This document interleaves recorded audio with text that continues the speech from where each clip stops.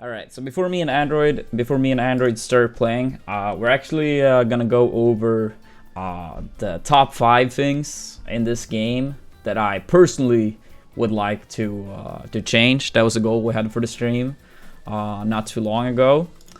This is not gonna be any like nerfs or buffs for characters. Of course, if you change engines, then indirectly that buff and nerfs characters, but yeah, we're gonna go over a few things with this game because a lot of people wanted to have my input on this.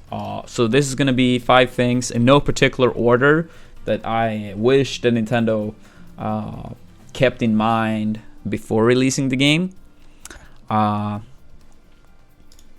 yeah, the number one thing should not come to a surprise for anyone, to be honest. That's gonna be the online. The online in this game is trash, and that's being nice. Because accurately speaking, it's more than ass.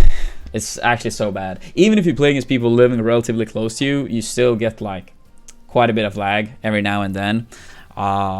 If you're playing as people a bit further away, it's even worse.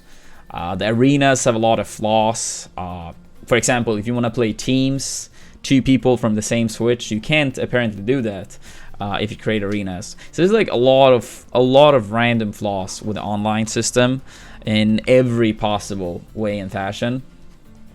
So that sucks. That sucks. I really do hope Nintendo takes that into consideration for the future. So yeah, that's gonna be point number 1. Point number 2. I think this one is probably melee players care about more. Okay, the computer can't shield, but basically, one thing that I personally do not like in this game, actually, yeah, in like every game post melee. So let's say you shield next to the ledge with Marth or any character, and you hit them, and they do not get pushed to the ledge. What this means is basically that whoever is in the disadvantaged position gets, you know, something more, and the person in advantage gets something less. Of course, that's, you know, some people prefer that, but I would much rather have that if you shield and someone hits you, that you go to the ledge, or if you are standing on a platform. If you're standing on a platform and shield,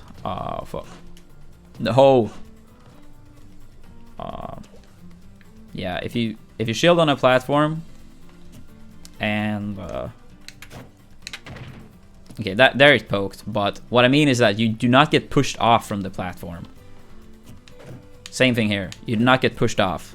So especially on the platforms, I feel like this means that the game becomes a little bit more simplified, because if you get pushed off from an attack, you can often like push them off and then combo into another move.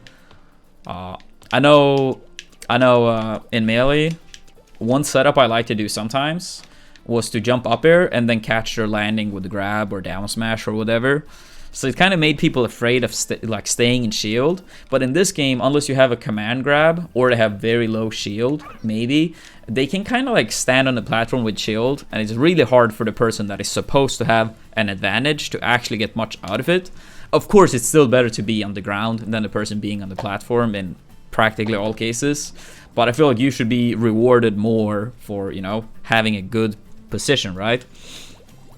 So I feel like when you don't have any quick ways of getting grabs, because that's pretty slow, like wavelengths, yeah, you're not really gonna catch people with this shit.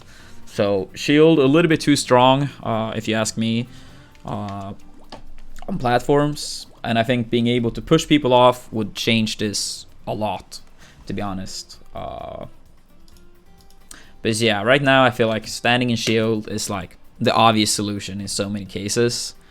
While if you have access to quicker grabs and pushing people off, it forces the person in disadvantage to think more. While now it's more like, oh, stay in shield is like really, really good. The third thing is gonna be the ledge trapping / a lack of edge hogging. Personally, I'm not really a big fan of like, oh, if someone if someone has the ledge, then you can grab the ledge from them. Basically, what this means is that, for example, let's say teleported recoveries like Mewtwo's, for example. Sure, I know the 2-frame exists, but for the most part, like, with the way people can like adjust the timings on their up Bs, maybe angle their up Bs and shit, in Smash 4, the 2-frame was not very common at all. So I feel like if you have edge hogging and someone is next to the ledge and they like take the edge from you and you teleport to the recovery, you die. So it's a risk of going to the ledge. Now the risk of going to the ledge is like really low. So it's the same thing here. Going to the ledge versus going on stage is really skewed, which makes it more like, for most characters, of course, some matchups being, you know, exception to the rule here. But for the most part, going to the ledge versus going on stage is very clear cut in most matchups that you go for ledge. With edge hogging, I feel like you have to mix it up more between trying to go for ledge or going on stage. And that's something I like more as well, because I feel like some of these changes, they just make the gameplay a little bit more like, yes, simple decision making, if that makes sense. So that's personally not something I like a lot. I will say though that edge guarding in this game is a lot better in Smash 4, so that's a plus. But yeah, we're gonna go over the top 5 best things at a different time. The 4th thing that annoys me quite a bit is the buffer system / the input delay. Like, let's say I nair by the height of the side platforms, I can already hold in Y and A. I hold it like a second in advance, and I get rewarded by like a frame perfect short hop nair. And I'm not saying any buffer at all is not okay, but I feel like it's way too lenient in this game. I feel like for a lot of things you don't even need timings at all. Let's say I up throw someone and I want to jump out. As I'm pressing up on the up throw, I can just hold Y and the character jumps frame 1. And you can hold it super early, so it's not even like, oh, hold it like 3 frames before you can start acting. You can hold it way in advance. So timing is not really rewarded. Just holding in advance is, you know, what you do. So that's another thing I don't really like. And the input delay is really long in this game. So like from the moment you press a button until it comes out is like way longer than in, you know, the other Smash games. So yeah, that can be a little bit annoying. I could see, especially for reaction scenarios, that it could be really annoying. I would have to test it out even more to be like, how drastic will it be for, you know, reaction situations. But yeah, overall, not a big fan of it. And then the last point is going to be lack of platform movement.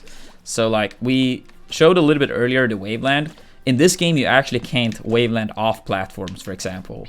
That's something I miss as well. Like if you're coming down from the air and you like want to come down, I feel like that could be like a good way of like mixing up your opponent. But in this game, you simply get stuck to the edge of the platform. And the thing is, like, I don't even think, like, of course, I'll be, you know, cool with having wave dash back, but I actually miss wave landing much more. I just want to be able to like more smoothly move at the platforms, around the platforms, and shit like that. So I feel like it limits platform movement quite a bit. So yeah, I think that's the 5. That's the 5 things that. Yeah, I might have been missing something, but that's the 5 first things that came to my mind when I was thinking of like things that I would like to change for sure. But yeah.